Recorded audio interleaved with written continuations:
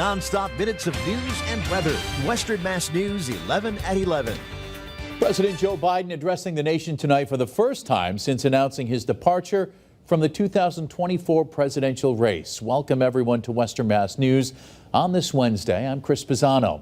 The address offered the public their first chance to hear directly from the president on his rationale for dropping out of the 2024 race after weeks of insisting he believed himself to be the best candidate to take on former President Donald Trump. It also gave the president a chance to try to shape how history views his one and only term in office. You know, in recent weeks, it's become clear to me that I need to unite my party in this critical endeavor. I believe my record as president, my leadership in the world, my vision for America's future, all merited a second term. But nothing can come in the way of saving our democracy. That includes personal ambition.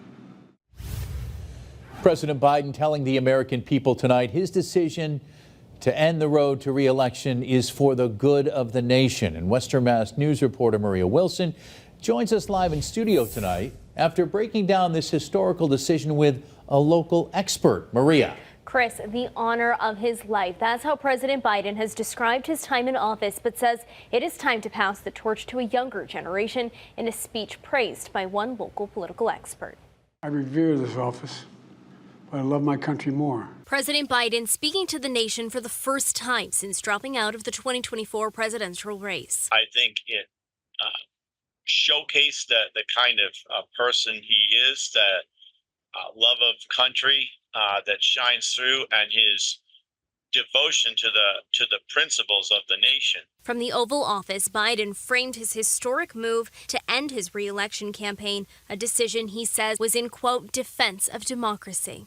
It was a profoundly conservative speech in the sense that he is tying his legacy to the deep past and to the vision of the founding fathers. Biden's speech drawing parallels between his administration and the ones before him.